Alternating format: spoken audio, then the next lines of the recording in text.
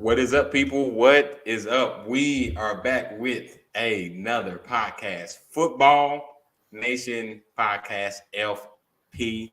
I am your host, well, co-host. I'm sorry, Derek. Tyler, back too as well. Tyler, hey man, what's up, man? Man, ate too much damn food yesterday. Feeling it today. We're gonna have to talk it out, man. But nah, had a great holiday weekend. Had some great games to watch, and we're approaching that last week of college football regular season. So very excited to get to it. Man, it's getting good in college football. It's getting good. But since we are on that topic, that is where we will pick it up on because tomorrow is what they call the game. You got you have third you have third ranked Michigan versus number 2 Ohio State Buckeyes. Man, if we're choosing, I am going with Ohio State. Number one, they are at home. Number two, they don't lose at home. And number three, I'm sorry, but Michigan won't have their best player on the field tomorrow. So I take Ohio State. A close game starting off, but oh, but I truly think that the Buckeyes will pull in the fourth quarter. So that's my choice on it. See, man, I really think this is something that last year we saw so much action. In Ann Arbor, so much high tension, pulling the upset for Michigan. That's influencing people to think this is gonna be a closer game than it is. If Blake Corum doesn't play, I don't see it that way. Now, if Blake Corum does play, I'm going to regret saying what I'm about to say here because he's a man. He's a real top running back in the college football for me. But quite honestly, I think Marvin Harrison Jr. is a top player in college Oh football. man, he's killing And it. I think aside from, if you're just talking about who all the draft eligible quarterbacks are this year, maybe Bryce Young's been my favorite. I've been very vocal about that. CJ Stroud's probably the best. And so it's a conversation to me of the way that Michigan beat Ohio State last year was taking it to the ground, taking Ohio State's offense off the field. And if Right. they're not going to be able to do that, I don't see any way they're going to contain Marvin Harrison Jr. I understand that we're talking about the number 2 scoring offense with Ohio State and the number 2 scoring defense with Michigan. But quite frankly, I think it's just another level when you're not talking about how Michigan can overrun with the running game. And I think Yeah. something that stands out to me for sure is that, you talk about even Ohio State has running backs that are hurt this week. Talking about Travion Henderson and Maya Williams. Even if they don't play, I like Dallin Hayden more Good. than the backups for Michigan. And I think we saw that last week in his effectiveness. Michigan's backups ran for about 3 yards per carry. Hayden went over 100 yards and really looked like he could have been the starter. To the extent where I'd say Dallin Hayden is probably the best RB3 in all of college football right now. So when you talk about what they're able to do explosively through a passing game, Michigan can't match that. JJ McCarthy was supposed to come in and kind of be that extend the play, extend the field type quarterback for Michigan and really give them another dynamic. But he threw his season high 15 passes last week. That's how much they trust him. And that's also their scheme. It's not saying that he can't do it. But 15. if you're talking about a road win, you're talking about going into someone's house with a dominant defense and pulling an upset, you either need a game-changing player like Corum to be at max strength, or you need a game-changing quarterback, and they might not Right. have either of those. And that's where I look at it and say, JT Tuimoloau, this is your time to shine. Go get JJ early, set them back, and make them have to pass the ball. And if you use a passing game, I feel like there's no way Ohio State doesn't have the advantage. But even if Ohio State gets that lead early, second quarter, and they decide to start running the ball, Dallin Hayden and whatever you get out of Mayan Williams and Travion Henderson, whatever you get out of them is going to be a lot better than whatever backups Michigan's going to pull out. I think the Right. strength of Michigan really is their offensive line. They have a transfer over at center who has been maybe the top offensive lineman in football this year. But aside from that, I just think Ohio State's going to pull away a little earlier. I think people are respecting the fact that Michigan pulled the upset last year. They are 11-0. They are a top flight team in this league, but Ohio State's going to win this game. It's in the shoe. That's the difference. If this was same circumstance, I think it'd be a close game. Being in the shoe and Michigan not being at full strength and not having that quarterback advantage, I don't see an upset happening here. But if Blake Corum comes in and he's magically healthy, I'm going to regret a lot of what I just said. Right, man. So if you go to the stats, man, both teams, they have just about the same number. So they are, pretty much evenly matched. It is a good offense versus good defense on both sides of the ball. So now that you may not have Corum, that could put pressure more on Michigan, to throw the ball, because you cannot run all day on Ohio State's defense. There's no way to. So if they have to throw it more, that's more risky. And then you are, asking for that pick, that fumble, something. So if they were, at home, maybe it'd be different.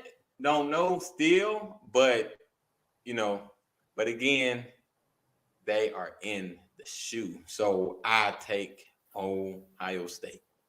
Another thing I think is a factor here is that, last year Michigan outran Ohio State 297 yards to 64 yards.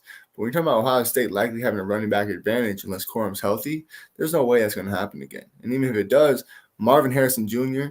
and Jackson Smith-Njigba, that makes a difference. The passing attacks for Ohio State is going to be very legitimate, as it's been killer. The thing that I love, though, is the defense for Ohio State. Short of two players, one's who's a transfer at safety, and another's a D tackle who just didn't play last year. This is the exact same defense. Right. They're going to remember every bit of what happened last year, and they're going to take this more personally than a normal rivalry game. More than just the game. This is it happened to me type game. And then you're talking about how they don't have Aiden Hutchinson. They don't have Hassan Haskins. Michigan's missing a lot more from last year than Ohio State is. This is something I think is going to be taken personally, and I don't think it's going to be a blowout. It's not going to be a 20-point win. 10 points, 15 points, I can see it happening. I think this could be a 40 to 30, 20 to 35 type game. Ohio State's going to get the win. Hey, man, we knew it. Next up, we have number 15, Notre Dame at number 6, USC. Man, I saw it. I saw the stats. I saw, plays, highlights of, things. USC does more pass, and they do spread the ball. On the Dame side, they run it more. You can't run so much here. And granted, though, Notre Dame has won 5 games back to back. Yes, but I don't think that they are strong though enough to pass USC. I think it'll be close. Yes, but this could be a Bama versus Notre Dame game from 2000 and 2018, I think. That type of game. It starts off good, but then it gets like bad though. Toward towards at the end. So I take USC. Man, I'm gonna stand out on a limb with this one. I have a hard time making a pick for this game because I believe that, I just made the proclamation that Marvin Harrison Jr. is the best player in college football. Number 2 is undoubtedly Caleb Williams. And you could flip-flop those two in that position any way you want. But quite frankly, USC's defense is a problem. It's a serious, serious problem. And it's one that is just, I can't ignore it. And for me, man, I have serious questions about, look at it this way. Dorian Thompson-Robinson he's not just a scrub. He's someone who has been legit in college. He's been very, very good. Mm-hmm. USC's defense got 4 turnovers last week, allowed 20-plus points, and they won by 3 when they got 4 turnovers. A 5th fumble that UCLA barely got back. It's something that alarms me. That when everything goes right for the defense, it's still so wrong. And I look at it and I say, how can USC stop, aside from Michigan, what I believe is the most brutal rushing attack you're going to see in college football? Not just this year, just as a culture. It's what they do. They make great offensive linemen there, and they have a deep, deep room of running backs. Notre Dame hasn't just won their last 5 games. They've won 8 of their last 9. And in 6 of those, they've gone over 200 yards. There's just another element of defense that Notre Dame brings that is the best that USC has seen this year. Right. Notre Dame, is number 16 in the nation as far as their passing defense. The last time that Caleb Williams has seen a defensive pass or a pass defense of that caliber was against Iowa last year, where they barely got the win, but he had to put up some historic numbers to get that win. Mm-hmm. I think this is a make or break time for USC to make the playoffs. I think they should be in number 5 spot in front of LSU. And I think that, quite honestly, it's a mistake that LSU was putting ahead of them. But we talked about this last week. I understand why. What I really think is that this is Caleb Williams or nothing. He's averaging, in his last 5 games, an average of 406 total yards. He might have to have his best performance in that stretch. He has had 26 touchdowns and 2 interceptions in that stretch. And I still am just looking at this like, you're going to have to do a little more. I think this team is more, maybe not better than UCLA. They're maybe not better than UCLA. But I think that they are better suited to upset a team like USC. Because if they can get the ball first or even just keep it close early and they keep USC's offense off the field, it's a very similar situation where we were talking about Michigan and Ohio State if Blake Corum was healthy, where you're looking at this like, if you can just keep Caleb Williams on the sideline, run a lot of clock, and match him score for score by beating that defense up, what's going to happen by the end of the game is this very talented Notre Dame defense might get lucky and get a possession. I don't see any way USC's defense, if you can't take advantage of 4 turnovers as a unit, how are you going to stop someone that isn't taking chances like that isn't looking to air the ball out, that isn't looking to scramble as much and let up fumbles? You're talking about a team that plays very safe and to the vest, and I think that's going to be to their advantage. I'm not betting against Caleb Williams. I may not even make a pick for this one, quite honestly. Right. But I don't see any way that this isn't another 1-score field goal to end a game if USC pulls the win. And if this is something that turns out to be a 10-point win by Notre Dame, I'm not surprised at all because they are perfectly suited to upset this team. All USC has is an incredible passing attack. They're barely averaging 100 yards on the rushing game.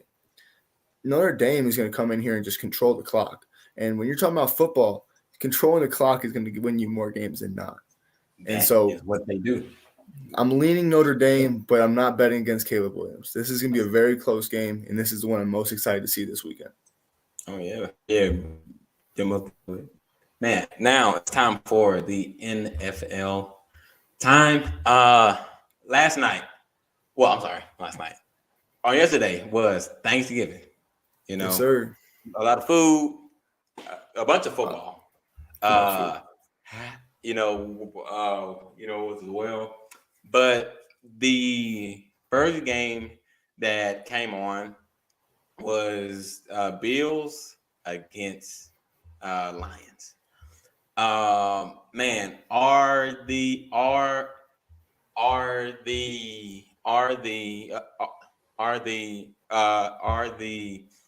Lions getting better, or and or are the Bills back on top? Uh, I I think definitely that the Bills are getting much better on offense, but mainly on defense too. Uh, I mean, they stayed with the Bills the whole game, and they have just gotten better. They do more schemes. They do more motions. They just add though more to what worked. And I told and I told well, and I said this too on last week. I think even if you're good, still add to it, because if you can add add add to good, then you then you'll get better. Now, Bills wise, so the Bills are not on top. I still think that they can get better or back to how they were, but I just think though that the Bills have kind of died like down. They have lost that hunger, or they're hurt more. Um, you know, because they did just lose uh, uh, uh, Von Miller, Miller. to for the whole season, and that's the blow. I mean, you know, you paid him money. Now he got hurt. Now it's like, oh man. So they could try and sign somebody. Don't know, but uh, but the Bills definitely have to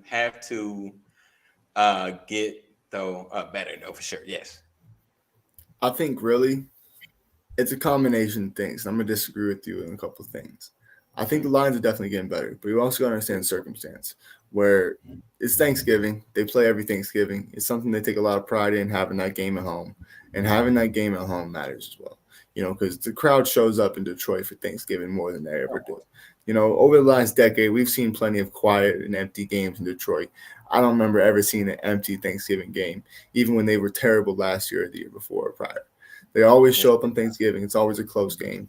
And this Dan Campbell's offense and defense has really made a knack of keeping it tight. They always are close in every game. And it's led to a lot of heartbreaks. They've had in the last 2 years a lot of close games not go their way. Even a 66-yarder by Justin Tucker last year. But I think really the Bills are so injured. I don't think they are trending upward at all. And I'm going to correct a little bit. As far as I know, I don't think Von Miller is necessarily out for the season. He's got a small tear in his left meniscus. Unfortunately, the same leg he had an ACL tear in 2013. They're going to reevaluate in 2 weeks. It's potential that he's going to end up missing the season, but I think he's trying to hold out hope, and he's going to see multiple professionals and get multiple opinions on the knee to say, can we save this? The likelihood is he's at least going to be gone until late in the playoffs, and that's going to really kill him, especially as far as a leader. But he's going to stay in the locker room for the most part, other than the next 2 weeks when he's getting those evaluations. Even if he misses the rest of the season, he'll be there. He'll be talking about him. He's on a 6-year contract. His guarantees are for the next 4 years. He's going to be there that time. So it's not like they're losing him in the locker room. They just barely got Tre'Davious White back when he's missed almost an entire year. So he's not back to full strength. He's not back to being the full guy. They don't have Micah Hyde. And then you're talking about guys still working on getting integrated like Naheem Hines, who's just working special teams right now. Right. So it's something you really got to remember, this is not his team. And they talk about Josh Allen's injury, let alone. And especially when you hear the announcers kind of talking about it so much, that really gives you a hint of, okay, they know behind the scenes information that Josh Allen is playing with an injury right now. He is the guy. He's a dog. He's not going to let this season go to the waste because he's not going to let Case Keenum get that opportunity. He's going to thank him as a vet, keep him, doing his homework as a backup, but he's not going to let him just waste the season as a 37-year-old backup. Right. So Josh Allen's playing with an injury. You got Tre'Davious White barely off an injury. You got your other best players on defense, Von Miller and Micah Hyde, now unavailable. This is a team that is trending downwards, and if Josh Allen doesn't get healthy, it's going to be really tough to see them perform in the playoffs. The next 3 weeks, they have not necessarily the scariest matchups you can find other than the Dolphins week 17, but the Patriots next week, week 15. The Jets, week 16. Those are two defensive fundamental teams, and they're really going to play them physical. Those are two teams that have excellent pass rushes, but whether it be from interior or exterior. And I think really that I have questions of whether or not it's worth it to try to hold on and keep chasing the 1 seed or let Josh Allen sit, take a loss or two against these two teams that are both 6-wins teams. And I think really that it's got to be a question to them. And I think there's no way he plays week 18 against the Bears, even if, Justin Fields is fully healthy. They're 1-6 in the time that Justin Fields is broken out as a player. Mm-hmm. So it's not like they're a scary team yet. The Dolphins week 17, though, if they lose both those games to the Dolphins, it's a virtual impossibility that they're going to have the number 1 seed in their division. They're going to be a wild card team. They're going to be on the road. And that is not to the Bills' advantage in the playoffs. They want teams to come to Buffalo. They want those swirling winds and freezing cold weather to play in their favor. And it's really getting hard for me to see how that's going to happen. We're going to talk about it a little bit later, but if the Dolphins just win this week, they're going to maintain the number 1 seed because they're tiebreaker. And if Josh Allen doesn't get healthy in the next 3 weeks, they're going to secure that number 1 seed and tiebreaker against the Bills. So 3 straight division games coming. We've seen over these last couple of weeks that division games, these teams know each other well enough. It's always going to be a close game. Unless, when you see the Cardinals getting blown up by 49ers, that's a real sign of dysfunction for the Cardinals and excel for the 49ers because division games are always close. They're always played tight. Right. And the Dolphins are not losing to the Texans. It's just not happening. No, not at all. So this is a situation that the Lions are getting better as far as a culture. They've been on the right track for the last 2 years. Aaron Glenn has gotten this defense on the right track as far as a defensive coordinator. But the Bills are a team that I'm looking at as a real shaky ground right now, quite honestly. Yeah, no, I get that. Those points, of course. Man, I mean, if you see how the Bills were against the Rams, now granted they're trash, of course. They're trash, of course. Yes, true. But and then you see now how they are. They aren't that same team. Now, granted, yes, there are those players that are hurt, that are not quite the same. Yes, but people don't fear though. The Bills, no more they don't. They fear Chiefs. They probably fear Dolphins. If they did fear Titans, I mean that's just Derek though, Henry, but they aren't that team no more. I mean, it's still Chiefs, still top team. Chiefs are absolutely number 1 seed. They have the MVP as far as it stands right now. I just wanted to make you aware, man, if the Jets win this week against the Bears, which I expect them to, quite honestly, even with Mike Hyde, they should, especially if Justin Fields doesn't play. Trevor Siemian ain't winning no games in this league no more. No. That puts the Dolphins, if they beat the Texans. So let's just say that the AFC, other than the AFC North, other than the Patriots win this week. Or sorry, I guess that'd be the AFC East, I believe. Regardless. Yeah, if the Jets win against the Bears and the Dolphins win against the Texans, that puts the Bills as the number 2 seed behind the Dolphins and 1 game ahead of the Jets. And I think that's why the Jets are putting so much pressure on their quarterback position, because they are so close to getting that number 2 seed as it is. And even with all this, the Patriots are still a 6-win team. So if the Patriots somehow beat the Bills, the Jets somehow beat the Bills, and the Dolphins somehow beat the Bills, this is a stretch. I don't expect this to happen, quite honestly. Yeah, that's a long stretch. The Bills can still fall out of the playoffs completely. Oh, yeah. The division is too tight. And the AFC as a whole is too tight, because you're talking about the Chargers being the 9th seed. I mean, they've been struggling this year, and I think it's time for Brandon Staley to get up out of there. I don't think he's that good at this point. I think Sean Payton is looking at the Chargers with a heavy eye. But the number 2 seed for the Bills is just not – it's not going to hold. They're going to probably lose by the end of the week when the Dolphins beat the Texans. That puts them down to the 5 seed. Then if they take a loss to the Jets or Patriots in the following week, they're going to fall to the 6 or 7 seed. Right. And so I think it's not necessarily saying nobody can fear them. I think people do fear them. But when you have 4 of your top 5 players injured or out completely, not named Stephon Diggs, everyone else is injured or out, it's hard to maintain, man. The NFL is a really competitive league, and it's a game-by-game league. So I think they're a team that should be taken seriously. If they find their way into the playoffs, fear them. Don't just lose your respect for them. But of course, yes, of course. It's about as bad as you can get as far as the health of your team and the timeliness of these injuries. If this happened week 4, maybe it's okay. Maybe it's not panic time. It's getting close to panic time for them. Man, it is. It is, man. Next, we had the best team in the whole league. I'm just saying. Cowboys. Dallas beat the New York Giants last night, 28-20. I will say this first. I am happy Dallas won, but I'm not happy how they won.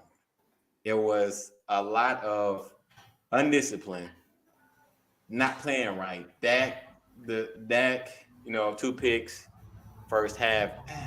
That is not a good win to me. They could have played better. But the question is, though, now, is OBJ going to Dallas after this big win? And who are the Giants, really? First, yes, Dallas. Come to us. Secondly, the Giants are showing us who they are and who they would be in the playoffs. They'd be good during the season, but in the postseason, they'll be out the first round. So, and this is why I said too, the Giants are not good. They're not. They didn't beat nobody good. I mean, the only team that they beat, that was good or that's good is the Ravens. I mean that's it. But they aren't good. So people and fans of the Giants thought, oh man, we good. The Giants are called. No, they're not. No. Y'all keep getting, sad, because y'all keep losing. What the Giants, they are not good. I mean, that's the take on it. You sound like a Cowboys fan, man. Anybody else in the NFC East, they can get it with you, man. They really can. Easily. Here's the thing, bro. It's so similar to the Bills, just not to the great extent. I think the Giants were never, the 8-1, or sorry, I think it was 7-1, whatever they were at one point team. I think that was inflated. I think they had a good opening schedule for sure. You can't deny that. They did. You got to remember, Kenny Galladay has been an absolute waste of time for the Giants, but he's been hurt. And money. He's been a waste of time and money for them, but he is Money. hurt. Their number one receiver is hurt. Sterling Shepard tore his ACL. Then Right. Wan'Dale Robinson, their breakout receiver, tears his ACL. So you're missing your top three receiving threats. So all you have is Darius Slayton and Richie James. Are you scared of? I mean, Darius Slayton I respect a lot, and I would love if the Falcons just trade for him at the deadline, I'd be happy. I love him. I love him a lot. Are you scared of Richie James? No, you're not. No. Exactly. No. And so it's like it's Saquon or nothing. No. And as much as a team like Notre Dame can be in college football, being like, yeah, we're gonna run the ball, try to stop it. That doesn't really work unless you have a 6'4", 260-pound running back like a Tennessee Titan does. For Saquon, I think he still should get comeback player of the year, even though he played most of his games last year. It seems they're just going to vote him in for coming back from sucking, but fair enough. Mm-hmm. I think Daboll still should get a lot of votes for coach of the year. What I think is the difference for them is missing that passing attack. And you see at points in the season where, they've gotten these wins, quite honestly, not just because of Daboll and Saquon, because of people like Dexter Lawrence and Leonard Williams. They have the best run-stopping defense in the league to me. I'm not even looking at the stats to say this. Commanders are close. The Jets are close. Patriots are close. I think the Giants, what they have up front is just so menacing. They have so much size. They have 900-plus pounds between the three players. And it's like you see it. You see teams not be able to move them around. And that's where they beat the Ravens because the Ravens were down some people, J.K. Dobbins as well. But quite honestly, I think they're coming back to earth in a really harsh way. Because they are a team that, the culture got changed so quickly early in the season that you see great things from them early. And I think this is a sign of things to come. But is this a sign of them being a changed team now? Absolutely not. They really are who they are at this point in the season. They'll probably land in the 7th seed. It's going to be really unfortunate if they fall out of the playoffs completely. But at the moment, they're 2 games ahead they're a game ahead of the Commanders. They're 2 games ahead of the Falcons and 3 ahead of the Lions. It's not the AFC. It's not as tight and competitive. It is very wide open. So I expect, honestly, the Seahawks to pass them and then to wind up as a 7th seed. But where does that put them? That puts them playing the Vikings. I don't think they're going to beat the Vikings. I think they're going to give them some trouble. The Vikings they got a stout defense. No. They'll give them some trouble. They got a stout defense, like I was saying.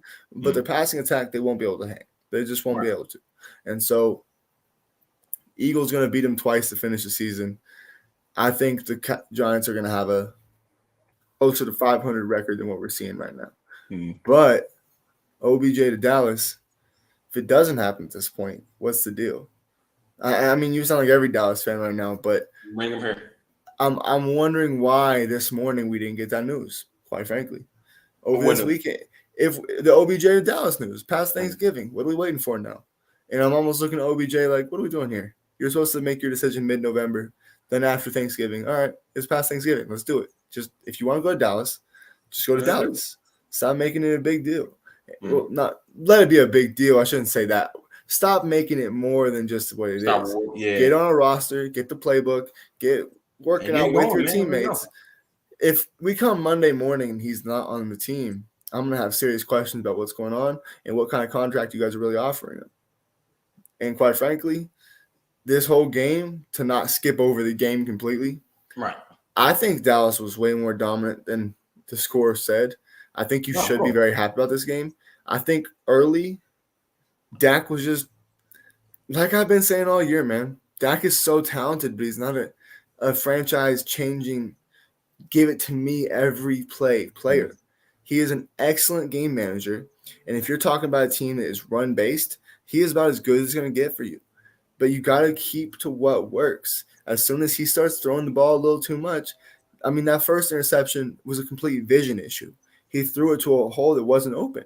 Yeah, I understand trying to fit along the sideline, but there was a coverage on the wide receiver, and you allow the secondary guy to come through and pick the ball off. Right. The second interception, quite frankly, was just bad.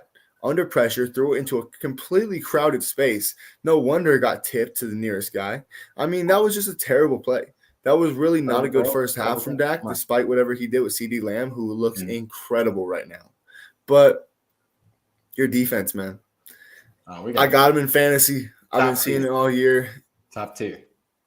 Top 2 and not Top 2, tier. in my opinion. I think That's Dallas, man. your defense is what's no, it's just Dallas this year. You stop it. Nah, I don't Your know. defense is what's going to take you to the top.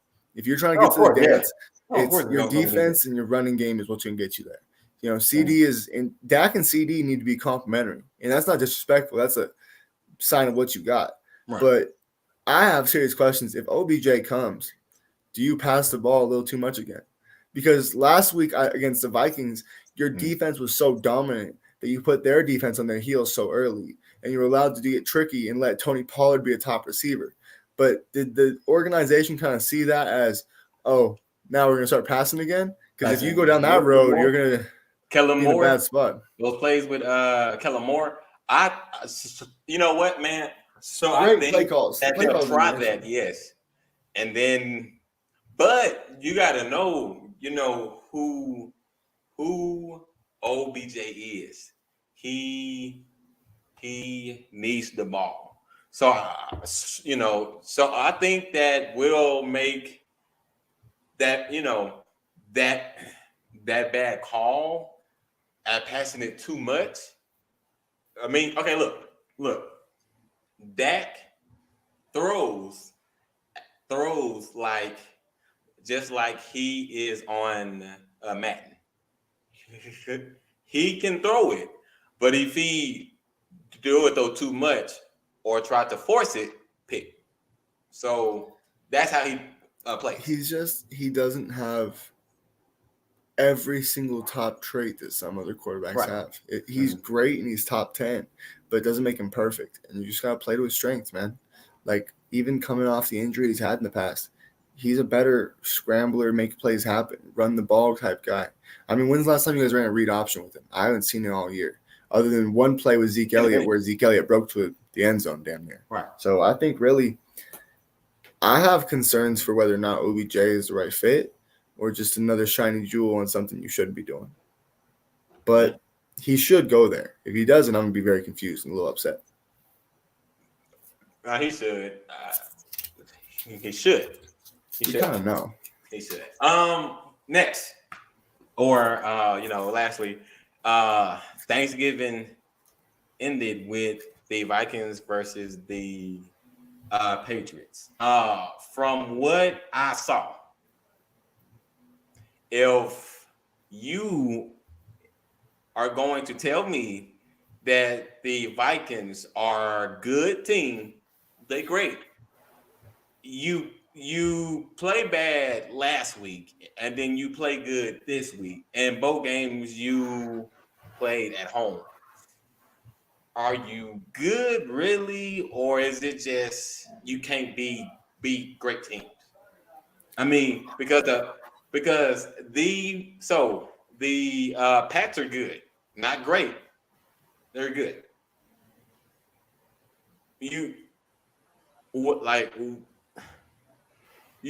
So they show me also unless they play at home, they are 1-0. They're going to play at home, though. They're going to. If they play Dallas first, lost. If the playoffs started today, they're at home versus Seahawks. That game will not be easy. It'll be high scoring, but here's the thing. I got to give credit to the Patriots, and I'm not worried about the Patriots because Bill Belichick done Bill Belichick. Oh, of course. But Mac Jones played the best game of his year so far. That dude right there, that's what was the problem, what you're seeing right there. And that's at the end of the game in the fourth quarter right there, exactly. That's on the goal line. Because once that pass rush got in at the end of the game, they secured it. They sealed it. You know, the last two drives for the Patriots were ended by Danielle Hunter and Zadarius Smith sacks. What I think people got to remember is that against the Packers, Mike McCarthy's big homecoming against my former team game, they got embarrassed. Right. So the next game, the Cowboys came out motivated to embarrass somebody. But then you leave the Vikings in a position of they just got embarrassed. So now they just came out motivated to embarrass somebody. But It's a The week to Vikings week scored league. 3 points. Dallas scored 28 points. But what happened against the very first drive against Dallas? What happened? Oh, Strip sack fumble. Micah Parsons when got was in there. Oh, the first play. Oh yeah, come on. Well, Yeah. that's the thing. You get off to that kind of a note, then you play great coverage again. And I mean, it was hilarious. You guys couldn't figure out how to play against Christian Watson, but then you played perfect coverages against Justin Jefferson. But you know why? Diggs was on Jefferson. Diggs was not on Watson. So that's why. I think it has more to do with the pass rush. I think you have to remember that there were starters playing yesterday. They weren't playing against the Cowboys. The Vikings had the offensive line that's getting back to healthy. And you really saw that against Dallas. You know, what is the best way to stop a passing attack? Don't give your corners too much time to cover. If your cornerbacks are only covering for 3 to 5 seconds of play, you have a greater success rate than 5 to 7 seconds. And what that means is if Micah Parsons is in the backfield the whole damn game, if DeMarcus Lawrence and your D tackles are just busting through every play, you're going to have a lot more opportunity. And even Dante Fowler had a sack against the Vikings. So the Vikings, Kirk Cousins was under duress all game. He didn't have time to let things develop down the field. And what you saw was a good but not great game from Jefferson, a quiet day from Thielen, and a quiet day from Hockenson. Now, the Patriots, you know, they have a top 10 defense, but they don't have a top 2 defense like the Cowboys, as far as pass rush especially. They do have, you know, Uche is incredible. Judon is incredible, but it's not the same. You know, you have that extra second and a half, 2 seconds to let things develop. I have to give credit that I'm questionable about the Hunter Henry third quarter touchdown. I think it was a drop. I understand. It was a touchdown. I understand what happened. I'm not mad about it where, you know, he gets the ball and he's over the goal line by the time he hits the ground, but he does not survive the ground. And I'm confused about that. But we've also seen earlier this year a play get reviewed after another play had been ran. So I'm not arguing with referees anymore. They're just in Minnesota. They're going to do what they do. It was a different referee crew. You can't say it was the same guys. But the referee is going to do what they do. They're going to mess some things up, and you just got to take it what it is because I'm not going to hate football for it. With that said, with that being a touchdown, the Vikings did get saved by a huge return for a touchdown from Keenan Nwagwu, someone who most people don't know. I love him. He's someone in Madden that I use all the time because he's so damn fast, and you saw it there. But their third running back is better than a lot of teams' third running back, and especially on special teams, he shows up a lot. That punt return or kick return touchdown really kept them in the game. And then they come back next drive. Justin Jefferson, oh my God. That's my big thing is Justin damn Jefferson showed up on Thanksgiving with 9 receptions, 139 yards and a touchdown. I counted 5 plays, 4 particularly though. There were 5 plays he made that changed the game. 4 of them came on catches I could not believe. The 5th being a touchdown, but there were some catches he made there where it's like, nobody does that. Even DeAndre Hopkins, like maybe D-Hop in his prime, you know, you don't see many guys just get blasted, but you know he made the catch. Right. You know, he's running full speed, stop on a dime, got it real quick. Right. You had a second, maybe half a second of a window between you getting hit and you having the ball. Ain't no problem. He's got it. Sideline, ain't no problem. He's got it. Contested catches where you're one-on-one with the guy, he's got it. It's just what he does. He is the best receiver in football this year, and he called his shot. I'm so impressed by it because over the offseason, he said at the end of this year, I will be the best receiver in football. He's the best by a big margin. And the only guy close to me, other than Stephon Diggs, is the guy who played with the LSU. But who has the more creative coach here? As creative as, you know, McDermott and the offensive coordinators there are, they're missing Daboll. It's not quite the same, even though they are getting Diggs open plenty. Yeah. Zach Taylor is not as creative as Kevin McConnell. And you're seeing it in the difference between Justin Jefferson and Jamar Chase, even though I would argue Chase might be more physically talented. But the creativity that Kevin McConnell has brought there, the things they did to get Cooper Kupp open last year, they've implemented into a similar offense, is incredible. And it was insane. You know, TJ Hawkinson and Thielen were feeling Justin Jefferson's effect all night because they were also wide open. They had easy matchups because they were trying so hard to stop Jefferson, and it just wasn't working. They had over 15 catches between the three of them. And when you have that, and then you have more time to throw for Kirk Cousins, the Vikings definitely are back. I don't think they necessarily ever left. They just hit a matchup that did not work for them. And a team that was coming off an emotional loss, looking for an emotional win. Yeah, they just got beat, and that happens in the NFL. But to me, they're still the second, maybe third best team in the NFC. I'll come down on them a little bit, but they're still a top 3 team in the NFC. And I'm not worried about the Patriots. They're just getting better with time. Yeah, no, so that I get. The Patriots, I don't see as a threat. Not this year. Playoffs at all. No. Well, no. The Vikings. I just hate that I heard that they're just as good. No, they're not. No, they're not. No. You scored 3 points at home last week, and then I just told you why.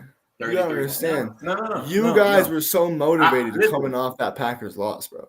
Listen, we started. What's his name? Cooper Rush, like 5-0. I said nothing about Philadelphia. No, I'm just saying. I don't. I'm talking about the Vikings versus the Cowboys. Dallas is better. Yeah. Well, you gotta understand. I think at this point I'd agree with you, but you understand the circumstances of why that game was so big was because Mike McCarthy got really let down and beat up, losing to his old team in the Packers. And the very next week, you guys came out and made a statement. Good on you. You proved yourself. It doesn't mean the other team was bad. It means you came with the right circumstance and it worked out for you. A win is a win. So it don't. But it's not more than a win. It's just a win. It's just one win. No, yeah, it's true. I mean, it doesn't mean the other team is trash. No, right? Yeah, no. So they, aren't trash. No, but still got a better record than the Cowboys. I didn't hear who they beat though. One out of two horrible teams. So you really can't even count horrible teams. Horrible teams. Nah. I don't see. No, not at all. Now we got a good amount of time to talk about the NFL playoff picture. I'm gonna let Tyler start us off. Excellent. I'll tell you this. I'm looking at the playoff picture right now. I discussed a little bit earlier about how if you look right now today, before the Miami Dolphins play this weekend, the Bills are sitting in the 2 seed. But if you expect the Dolphins to win against Texans, that puts them right back at number 2, puts the Bills at 5.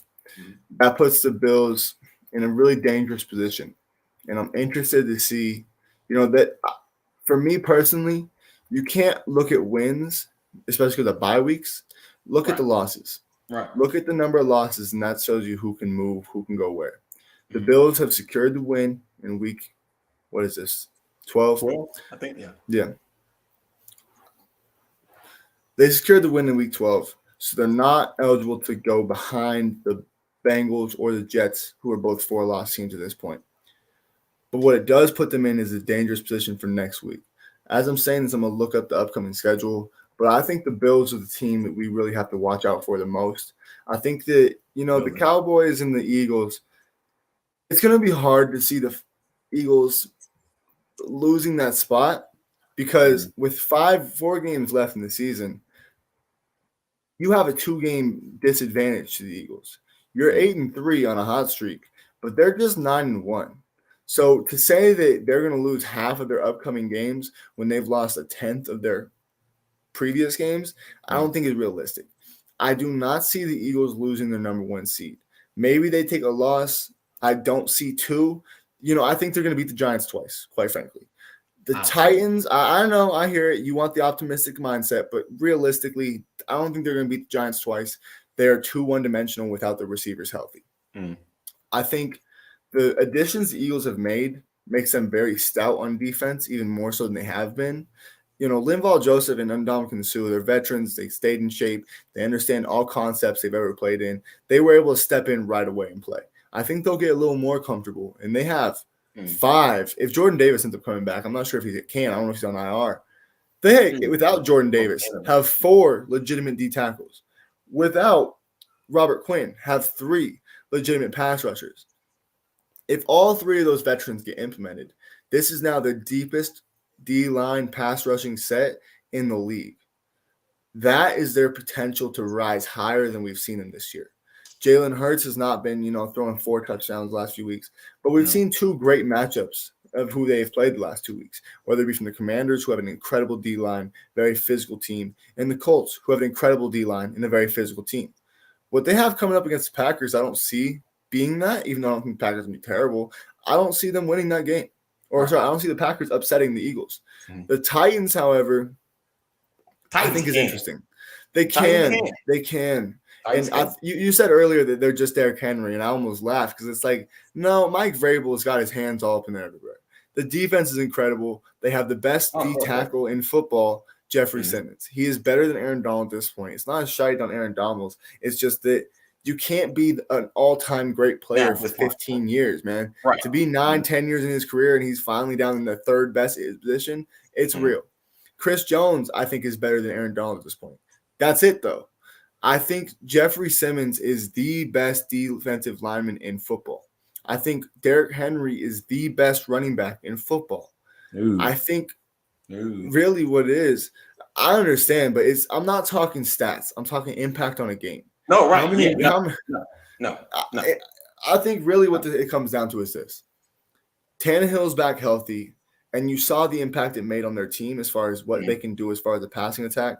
Treylon Burks, he had an incredible game, man. If they can stash that away and keep that going, that's going to be very interesting. Because Robert Woods is a great number 2, but he can't be a number 1. But they don't need him to be because they don't care. They're just running the damn ball, and they have an incredible offensive line even without Taylor Lewan, even without Ben Jones. They run it down people's fucking faces. And so here's what it comes down to for me. The Titans are an interesting matchup for the Eagles. The Cowboys, I wouldn't be surprised if they lose.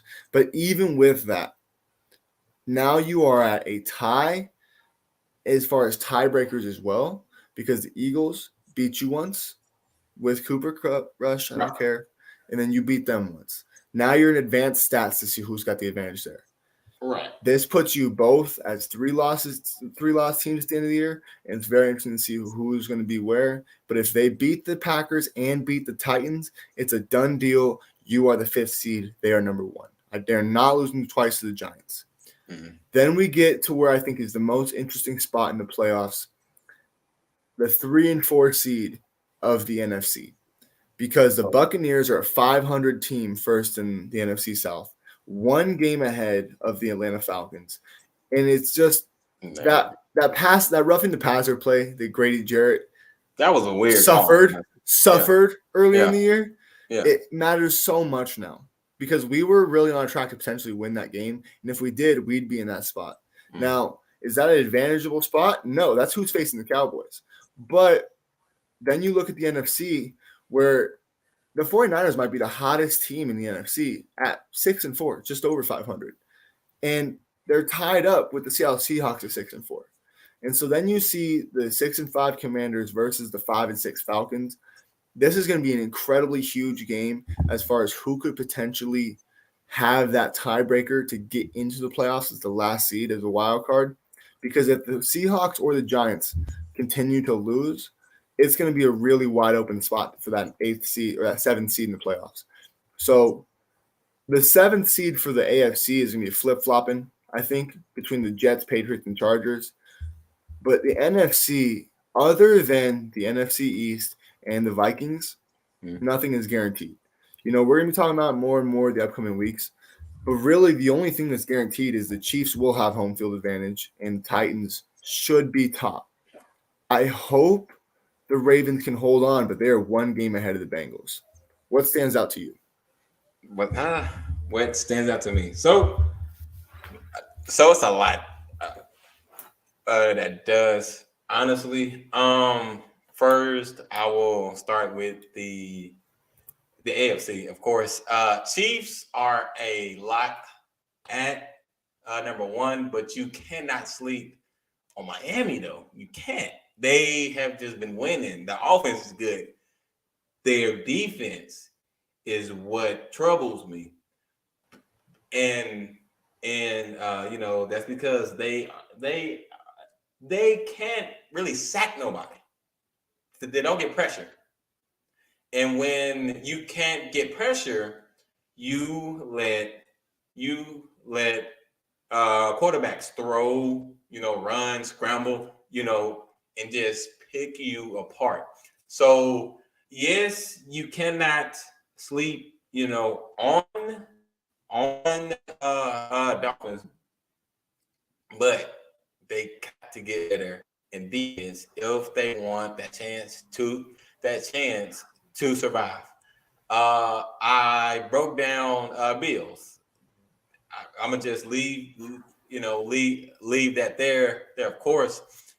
Third is the Titans. The Titans are good. Defense and offense, they're just good. But every time, every time that they get to the playoffs, they don't play how the Titans play. So it's like, yeah, they'll make it, but they won't stay there. They'll get there, but they'll lose like the first round or probably the second round. The Ravens, their problem is they can't keep a lead. Their last win was against the Browns, 13-3. You put up 13 points. No, I'm sorry. Against the Panthers. I'm sorry. You put up 13 points on the Panthers, and you couldn't do nothing else. That there is a problem for me. If you are trying to win it all and you struggle against the Panthers, no. The Bengals, they're good, but they kind of have to catch up now because they they started slow and now they are playing catch up now. So I don't have no. The Jets ain't been in the playoffs in years, I think. The Jets defense is good. They are good. If they had a better quarterback, they'd be awesome. That team would be great. But the Jets need a better quarterback. Zach Wilson is not the answer. Move on from Zach Wilson.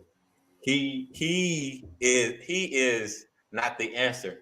Zach is more selfish, but Zach wants to play like he did at BYU. These these huge plays, these big plays. In the NFL, you got to take what is given to you, and then do those plays. So that's the AFC. On the NFC side, Philly got a loss coming to them, but Dallas. I'm gonna just say that there, loss. I'm sorry, but oops. Oh well, loss. And you got the Titans too, so that could be a big game and a loss too as well. But they play the Packers next. That game they should win, but that'll be good. Good. So I'm not sure. So my big thoughts on that is Philly. They'll be somewhere between first place and fifth place, honestly. Vikings. We talked on them.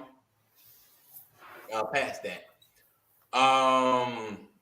Let me see. Eagles, Vikings, and then third, Niners are red hot. The 49ers. 49ers are red hot. They're good. They're hey, They're good. Yeah, they're good. Jimmy G ain't proving it to me. He's not. The defense is. Jimmy G not. Defense and everything else that's not quarterback. Hey, yes. Like offensive line, tight end, wide receivers, running back. Like they head coach went to the Super Bowl because of defense, not offense. Not Jimmy G. No. Fourth, Tom Brady, Buccaneers. Personally, I don't like Brady. I don't. I just leave, please. You bye. Don't like him. Now, in some kind of way, I think the league will put Brady in a spot to just win all games. There's no collusion. What's your opinion? Trust me, the league loves Brady. I don't get why. Brady is definitely he is definitely the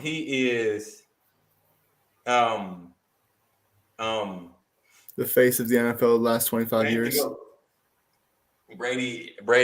We ain't starting that. We ain't starting that. We got time, but we don't got that kind of time. We can say that for the off season. No.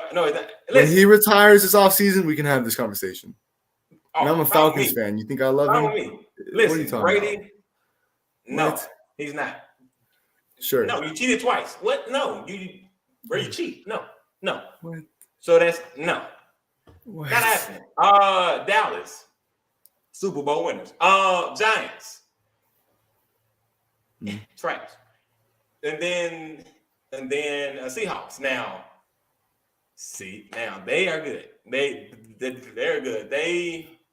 They will come and just shock us down. Oh my God. They go all the way? No, they won't. No. But they were a big, good team though this year. If they play Dallas first, they will lose that game. If they play the Vikings first, they will lose that game. But my takes for the Super Bowl, Dallas Bills. Got it. All right. I'm going to end on looking at the schedule for the AFC teams because I've noticed some things are very important. But I have to say first, what? Derek, you have to release the fact that your team is in the chase in the NFC. As soon as you said, Packers, Eagles, that'll be a close game, I looked and I said, you're talking about a 4-7 team versus a 9-1 team. At that point, all our viewers should have just said, okay, whatever he's about to say in the next 5 minutes can be nonsense. Then you said the one team you respected in the NFC is a 6-4 Seahawks team that's barely in the playoffs still. Okay, you know what? The Niners, the Vikings, the Eagles, they don't exist. We'll act like, sure. What? Here's my thing. The 9-1 versus 4-7, that's a close game to you? Based on what? It's going to be close. They based you guys? Sure. They beat you guys? Here's what I want to point out. It's going to be close. Going back to the AFC. You want to know who has the easiest schedule coming up in the AFC? Who, the Chiefs? Baltimore. The Baltimore Ravens have one opponent to finish the season that's not 3-7. The Jaguars are 3-7. The Broncos are 3-7. The Steelers are 3-7. The Browns are 3-7. Then they face my Falcons, who I don't like that matchup for us. I think that's a Ravens win for them. And then they have the Steelers at 3-7 again. In the next 6 games, I expect them to go 5-1. That's going to put them probably third. 12-4. Third, maybe. Yeah. Well, I wonder where Lamar's MVP candidacy gets there. So Ravens are not slipping. They're not slouching. The Steelers are going to play them tough. The Browns should play them tough to an Mhm. extent with Deshaun Watson back. But Ravens' schedule coming up looks tasty. The Chiefs do have a great schedule coming up. They play the Rams at 3-7, who are just It's a gonna be easy. dumpster fire. Yeah, it's gonna be a win. Bengals, close game. Then I think they should beat the Broncos, beat the Texans. Seahawks is a close game, but then we're back with the Broncos. I see them going no less than 4-2, if not 5-1 in this stretch, putting them at 13-3, maybe 12-4 as well. Then we talk about the next easiest schedule to me, which quite frankly is the Titans. They got the Bengals this week, then we got the Eagles. Past that, actually, I'm sorry, the Jets have the easy schedule. I made a mistake. They got the Bears, followed by Vikings, Bills. Now, that's not good, Vikings, Bills. Then you got Lions, Jaguars, Seahawks. But that's just a meaty schedule. They could fall out the playoffs completely. Yeah, they could. The Titans really got it in for them right now because they got the Bengals, Eagles, Jaguars, they should win. Chargers, I think they should win, but that's a tough game. Then you got the Texans, should be a win. Then you got the Cowboys. They could finish 3-3 and go 10-6 here. That's wild card. That's not winning your division. Yeah. Luckily, they have the worst division in football. Here's where it gets very interesting for me. The Dolphins have probably the hardest schedule to finish the season. They're currently 7-3 after beating the Texans this week. If as long as they just get it done at home, there should be 8-3 and at the number 1 spot. But then we're talking about them playing the 49ers, who are the hottest team in the NFC. The Chargers, who just have too much talent to ignore. Then the Bills, when they have 2 weeks, 3 weeks to let Josh Allen get healthy from now. Right. Packers in Miami, I think that should be a Miami win. But then we're talking about the Dolphins going to New England. This could easily be 3-3 for them as well. Yeah. Now, to finish it, the Bengals, Titans this week, Chiefs next week, Deshaun Watson playing against the Bengals the week after, Buccaneers, Patriots, Bills. It is rough sledding for the Bengals, man. Yeah. So if you're talking about where the AFC playoff picture is going to go for me, I see it finishing, like, frankly, the Bills might actually wind up as the number 1 seed. Chiefs 2, Ravens 3, Titans 4. But then we're looking at, do the Bengals and the Jets hang in the playoffs? I think the Dolphins stay in as a top wildcard team. I can see the Patriots getting in. They have such a bad schedule, man. I can see the Patriots getting in, and it leaves the door open for teams like the Chargers and the Colts. The AFC, nothing is final. Nothing is even close to looking like what we expect it to be. The NFC, the division winners should stay the same, aside from maybe the Cowboys. Nothing else should change. And so that's where I'll leave it for now. We're still 6 weeks away from the playoffs. Once we get a couple weeks closer, we'll have a better idea of what's going to look like it. But yeah, man, the Jets and Bengals, the Bengals particularly, they got a 6 tough games. They better get it together, or else they're going to be out the playoffs completely after making the Super Bowl. And that's going to be the top 2 teams of last year. The 2 Super Bowl teams both missing the playoffs, if that happens. Man. I don't remember the last time it's ever happened. I think I'm going to have to really think about it. Maybe? Something like that? Probably. Both? No, not both. Both teams, I think? No. Maybe because the Chiefs and Bucks winning game. Yeah. So I want to say the closest thing we have to it is Broncos Panthers when Peyton Manning retired. But the Broncos went 9-7 the next year with a scramble of quarterbacks. I believe they were a wild card team. The Panthers missed the playoffs that next year, but yeah, they missed it. This is an interesting position that I don't know if the league's ever seen before. So a lot of good things to look forward to for sure. Yeah. I mean, man, okay, that's all true.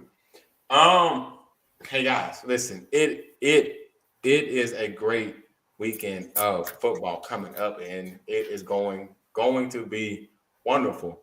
On Tuesday, we will be back to tell you guys how it all went down. Ohio State, Michigan, man. Ohio State and Michigan game. That game is going to be awesome. But we will be back on Tuesday night at 8 p.m. Central, guys. See you later. Thank y'all. Playoffs coming. Let's get